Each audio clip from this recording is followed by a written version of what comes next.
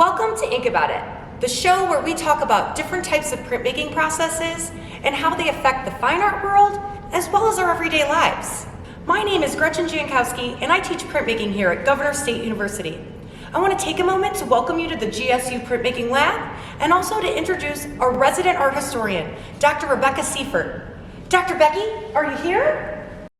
Hi, Gretchen. Hi, Becky. I'm so glad that you could join us today. Today, we're going to be talking about my most favorite process of printmaking, relief.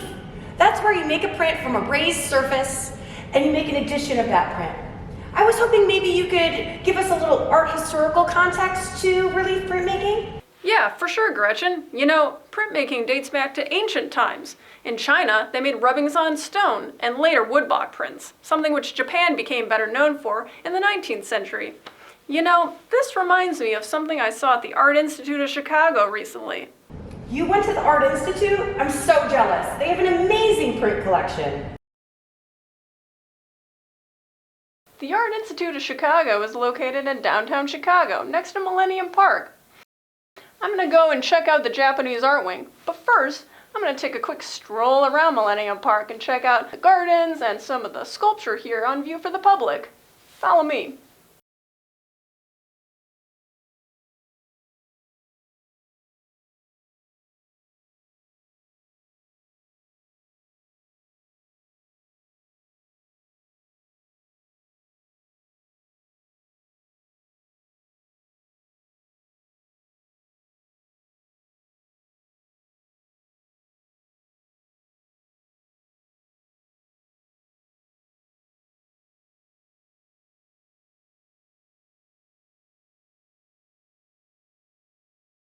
I'm here outside of the museum. I'm about to go in and check out some prints. Follow me. The Art Institute has a large collection of Japanese woodblock prints, including this one, The Great Wave, by the artist Hokusai. Hokusai is known for his landscapes, especially ones that feature Mount Fuji in the background, like this one. The artist made these prints using flattened areas of solid color, which would knock the socks off of artists in other parts of the world.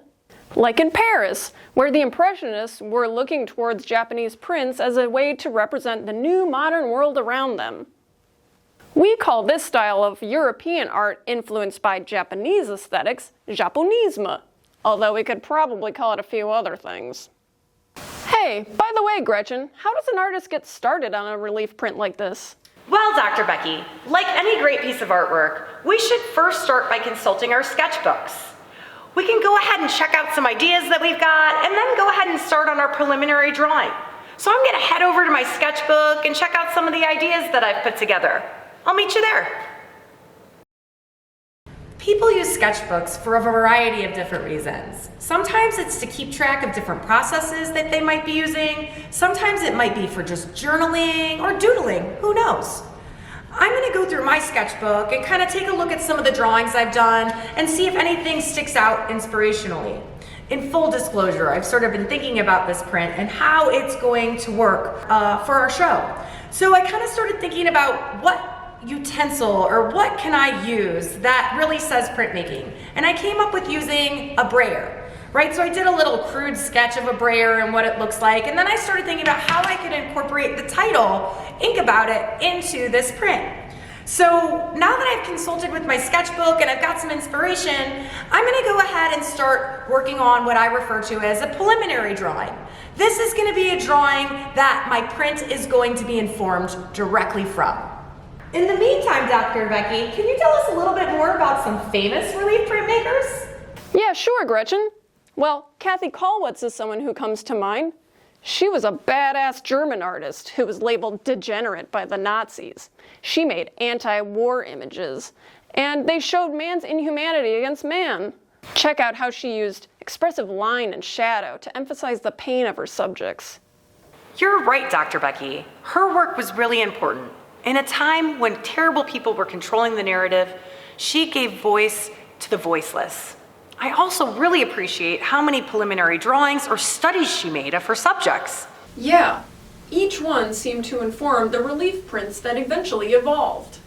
As you suggested earlier, she was very opinionated. In fact, some people considered her to be a radical printmaker. All by using images totally devoid of color. just using line and shadow. All things that I tried to keep in mind when I was working on my preliminary drawing. So I went ahead and added a pattern with the brayers to my preliminary drawing. I also figured out some typeface that I was happy with that would go ahead and advertise our show. Now that I've got it to this point, I'm gonna go ahead and show you the next steps to get it to become a print and have the whole idea come to fruition. Okay, so I finished my preliminary drawing, so the next step that I'm gonna take is I need to trace my preliminary drawing onto a sheet of tracing paper. You can use any basic type of tracing paper as long as it's big enough for your image. And so I already did that and I traced it onto there. The next step is gonna be picking and choosing what materials you wanna actually carve or use to make your print. The most common of those is wood blocks, but I'm actually gonna choose to carve linoleum. This is a Battleship linoleum. It has a loose burlap back and it's nice and pliable, right? The first thing I wanna do is go ahead and coat my block. It's a gray material. I'm gonna coat it with a little bit of black India ink so that I can allow myself to see my carving marks as I go. In the meantime, Dr. Becky, I was thinking about how I like to use linoleum to carve, but I believe the German expressionists preferred wood. Yeah, actually, Gretchen, a lot of German expressionists use the wood block for carving. I could totally see that. I can see how the rough, jagged surface of a wood block could add a lot of emotion into their work. You know, actually, back in the day, I was an art student myself, and I really wanted to emulate the German expressionists because I liked their style. But that was before I knew all about them. For example, they like to refer to some ways of making as primitive, which at the time was a very popular idea amongst European artists, but today we understand is horribly offensive and racist. Then again, these are the same artists who were drawing nude prepubescent girls, ew, because they liked the angular, sharp edges of their bodies. Ew. Well, that's why it's really important that you do some research before you start your preliminary drawing, or you could wind up emulating the wrong things from your art heroes. That's why we as artists really need to understand the big picture, and why art history plays such an important role in shaping artists, and if you ask me, human beings. The next step is actually transferring my drawing onto my block. So this is a really important step. I want to make sure that I've got my drawing on my tracing paper, like I said earlier, so I can see both sides of it. I also want to go ahead and get out some carbon paper or some transfer paper. I prefer this brand, but you can use any kind that you like. This one comes in a variety of colors, which I like about it because I can see it really well on my block. And I want to go ahead and place my preliminary drawing face down onto my block. Now the reason that I'm putting it upside down onto my block is that what's actually going to wind up printing is a mirror image of my drawing, right? So when I'm carving it, I want to make sure, especially if I have type on it, that I'm carving it backwards or inverted, because it will wind up printing it the correct way in the long run. Okay, so I'm gonna go ahead and tape my drawing down, face down. I know I keep saying that over and over again, but the reality is it's one of the most important parts of this process. Then I'm gonna go ahead and I'm gonna take my carbon paper. It has a chalky side to it and then sort of a paper side, and I wanna make sure that I put the chalky side face down onto my block, right? So that the lighter side is up on me, and then I'm gonna go ahead and finish taping down my drawing. At this point, I'm ready to take a ballpoint pen or a pencil, whatever your preference is, and start transferring my drawing. So I'm gonna go ahead and start tracing out my drawing.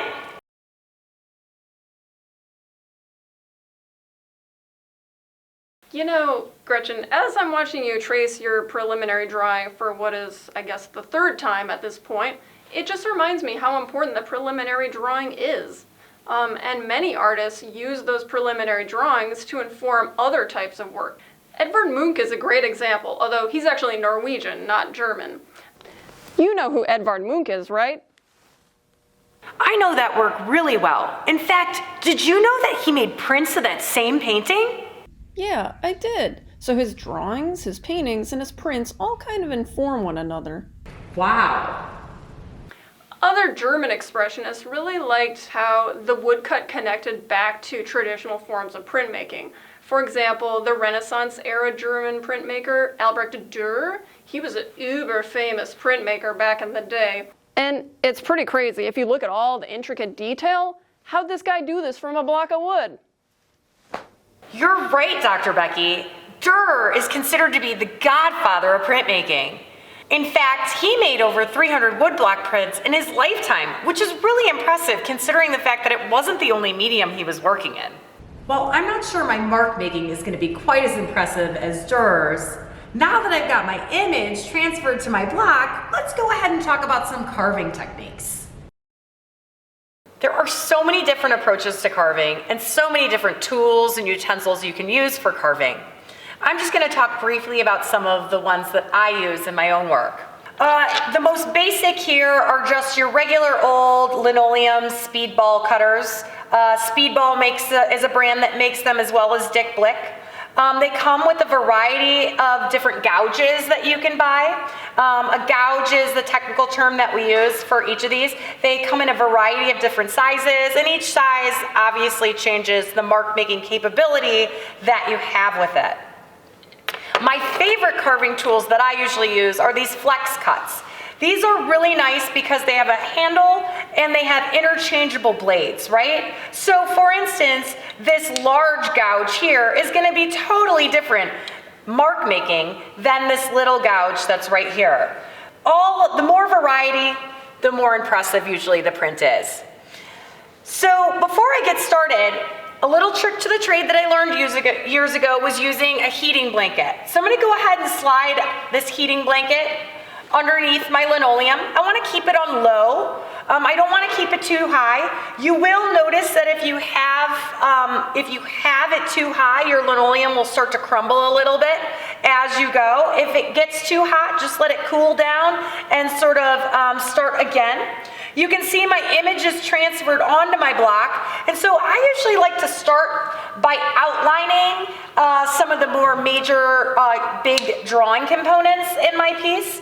One of the major tricks to the trade is keeping your hands behind your carving tool, right? So I never want to have my hand in front of my carving tool or carving towards it. I always want to keep my hand behind as I start carving. I like to start by outlining. You can sort of jump in however you feel most confident, like most processes in art. There are techniques for using carving tools, but most of the time you are going to really find out what feels best for you as you are making your marks.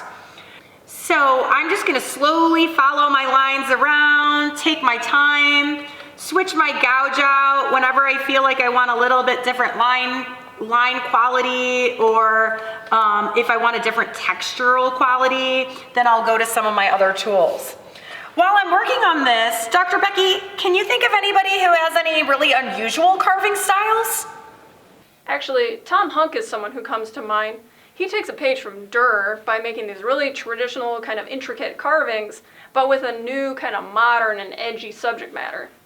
Similar to Tom Hunk, Bill Fick also uses non-traditional subject matter. In fact, I might even call it a little dark or creepy. Karen Kunk, on the other hand, fills her prints with saturated color. She's relying more on the fine art canon of design elements like color, texture, and line. If I'm not mistaken, Kunk uses the reduction process in her work. Oh yeah, I know that process. They call it the suicide block. You don't get to make a mistake. That's when each block is printed, then carved, then printed, then carved again. An evolutionary process. She uses a very interesting inking process. She uses the palm of her hand to mix and blend the colors together. Are there any famous local relief printmakers? I like Elizabeth Catlett and Margaret Burroughs. They were friends and even lived together when they were actually working at the Southside Community Arts Center, which Burroughs helped found in 1941. Burroughs also helped found the DuSable Museum of African American History. Talk about badass women. Their work highlighted the struggles of workers and of black women in particular. Oh, and they both also lived in Mexico City, where they were involved in the People's Graphic Workshop, a super progressive printmaking collective. Oh yeah, I know that place. It's still around to this day. As I finish up carving here, I was thinking about how we've looked at a lot of artists that I would consider to be maximalists. Well, you know me, Gretchen. I'm a minimalist. So I like Zarina Hashmi. She's an Indian-born artist known for her minimalist prints. She only goes by her first name, Zarina. So she's like the Madonna or Cher of the print world?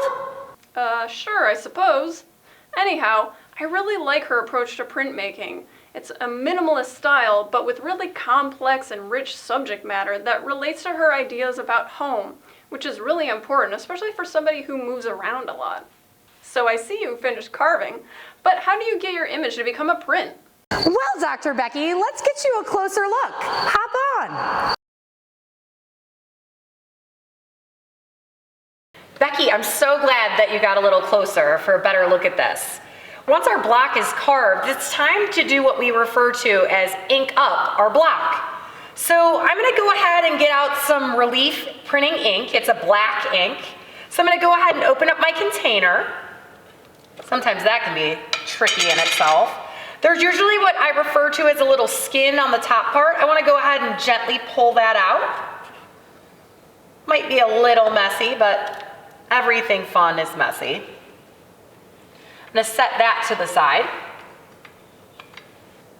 Okay, so I'm gonna take a little bit of ink off the surface. I wanna try not to gouge into the ink too much. I wanna keep it as flat as possible. And I'm gonna put a little bit of ink right there. Try not to get you dirty, Dr. Becky. Perfect. And then I'm gonna set my ink to the side. So I'm gonna take a little bit of this ink here. Oops, you might wanna stand back, Becky. Oh, I didn't mean to get you dirty, Dr. Becky. And I'm gonna go ahead and start braring out my inking well. I wanna make sure that the ink is nice and consistent. And if you notice, I'm moving my brayer in a very consistent motion. It can either be backwards or forwards, but I don't wanna go back and forth or I don't actually coat the whole brayer in ink. So you can see that my little ink pile, if you want to take a closer look, it looks like almost like velvet. Now I'm going to go ahead and start charging my block. So I'm going to go ahead and take my brayer, come back to my ink well, drag my brayer across my block again, come back to my ink well, and keep repeating this process. I like to flip my block around and make sure that I hit it from every single side so that I make sure my ink is consistent across the whole plate. If my ink is too thick, it will clog all of these fine lines that I spent all this time carving. So I want to make sure that it's not too thick. Oops, sorry, Dr. Becky, I got you dirty again. And voila, we're ready to start to print. Okay, so I finished inking my block and now it's time to print. So I went ahead and I set up the right pressure on my beautiful Takash press over here. I'm gonna go ahead and take my block over to the press. So I am gonna place it into what I refer to as my registration board. One of the biggest things about printmaking is making sure that you can make a consistent addition of the same block. Meaning that every single print, whether it's 5 prints or whether it's 50 prints, is gonna look exactly the same. And the way you do that is by setting up what we refer to as registration. So I created a little simple cardboard registration key for myself. I've also got these handy little registration pins here. At GSU, we use pinhole registration, which is a pretty common way of making sure that everything falls into the exact same place every time you print. So I plopped my little pins in. I've got my block in there. I've also got my paper prepared ahead of time. I'm gonna go ahead and plop my registration tabs into my registration pins. tricky tongue twister, Dr. Becky. Then I'm gonna go ahead and lay my piece of paper down flat and cover it with a sheet of newsprint, which essentially is newspaper, but without any words on it. And then I'm gonna grab my press board. Once I've got those 3 layers down, I'm gonna go ahead and I'm gonna lay my blankets down. Now in printmaking, we traditionally use blankets. Depending on which process you're doing, you might use 2 blankets or 3 blankets. In this case, we're using 1. And we're using the top felt blanket, which is referred to as the pusher. And the pusher is gonna go ahead and help this spindle grab a hold, so while I'm cranking this block through the press bed, it's going to transfer the ink that I have applied to the block directly onto the surface of the sheet of paper. So let's go ahead and give it a whirl. Now I should feel a little bit of pressure when I hit my block, but that reminds me, I'm making a mistake, Dr. Becky. I forgot to remove my pins before I run it through my press bed. And that could be very dangerous if I left them in there. So I'm gonna remove my pins and put them in my pocket and go ahead and crank this guy through. So I should feel a little bit of pressure as my block runs through the press bed, and I should feel it come off as it goes through. I'm gonna go ahead and roll it back so we can take a look at the prints and see how it came out. Pull my blankets back, take my press board off and my newsprint, and then I'm gonna go ahead and carefully peel back my piece of paper to reveal my prints. Let me flip this guy around so we can get a closer look. Hey, Dr. Becky, let's let you come over and take a closer look. Whoa, it's beautiful. Look at all the carving marks. We call that chatter in printmaking. Speaking of chatter, Dr. Becky, you mentioned Mexico City, and I was thinking about all the amazing relief printmakers that come out of Mexico. Yes, artists like Posada, who is a super famous Mexican artist who used politically charged images of skulls and skeletons for his work.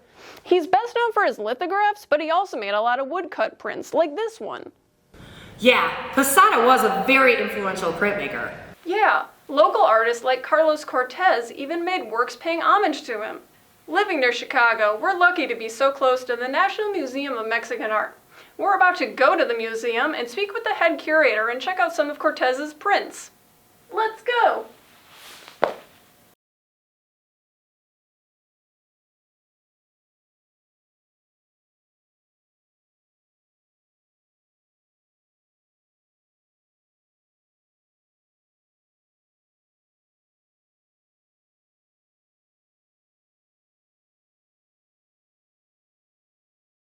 We're here at the National Museum of Mexican Art with curator Rebecca Myers, who's going to tell us a little bit about the museum's history, their collection, and the connections to Mexican printmakers. Welcome. Thank you. I wanted to say that the National Museum of Mexican Art has been around since actually 1982. As a museum without walls in 1987, we started to occupy a portion of this building. In 2001, we tripled in size, and our collection has been growing. Currently house over 11,000 tangible works of art, and an additional 7,000 digitally born images in our collection. Among our matters that we collect are books on paper, so drawings, posters, ephemera, paintings, sculptures, pre-cultural materials, arte popular, also known as folk art, photography, textiles, and we also have Carlos Cortez archive that is continuously expanding. I see a press bed over here. Can you tell us a little bit about that? Sure. This press belonged to Carlos Cortez, local printmaker who passed away in 2005. And it can receive printed blocks, images, as well as letterpress. And you can see it's accompanied by these cabinets with multiple shelves with all the letters and numbers. Oftentimes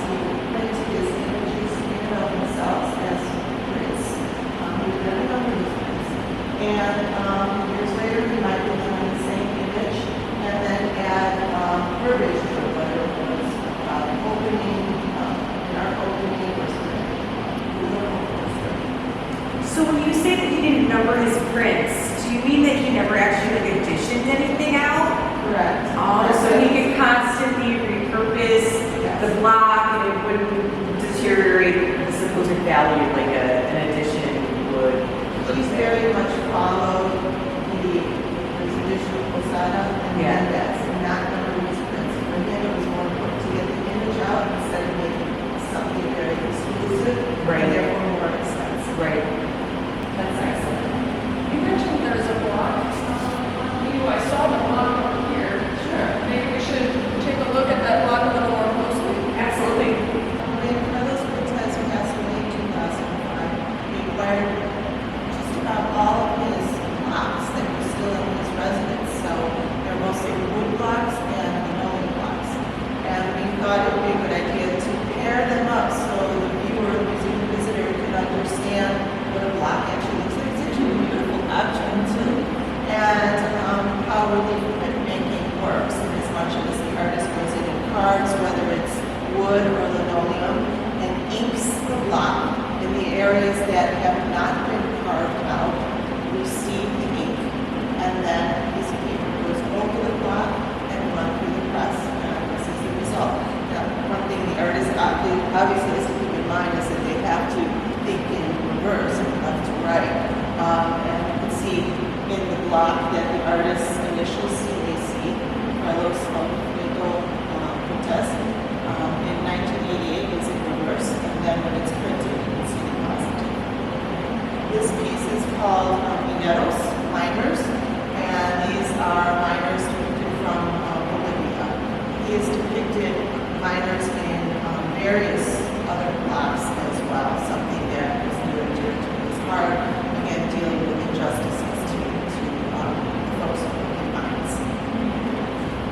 I think one of the things I find most attractive about this print is how he used the carving marks to create sort of gradation or sort of create some volume of the faces especially, and then also add that drama to the sort of background instead of just leaving it as like this blank background. Those marks add a lot of energy to the work itself. Yeah. Passion, and you can really see that in the individual portraits too. It's not Yeah. a generic person. Exactly. They all have their own sort of expressions and Different headgear, etc. So exactly. we're here in the permanent collection gallery. Is that correct? Yes, it's called Western Historias, and you pretty much count on this exhibit being open all the time. Occasionally we do rotating pieces that are recent acquisitions into this exhibit, but it's up all the time. We have other galleries in the museum that have rotating exhibits, typically changing every 3 to 6 months. We do have a lot of works on paper, so those will be for a very long period of time. Those will see rotating in and out as photography, and we'll be rotating. And these posters behind us will rotate every 6 months or so. I highly recommend coming out to the National Museum of Mexican Art. We're always free. We're open Tuesday through Sunday from 10 to 5, and come and spend an entire day in Pilsen. There's great restaurants and bakeries and murals as well. Thank you so much, Rebecca. We really appreciate you taking the time to show us Cortez prints and also just talk about the museum. Well, that was really enlightening. We got to learn how to make a relief print. We also got to go to the Art Institute, thanks to Dr. Becky, and see a bunch of Japanese prints. Then we even got to go see Cortez's prints at the National Museum of Mexican Art. I'd like to thank Dr. Becky for joining me. Next time, we're going to be talking about screen printing. See you there.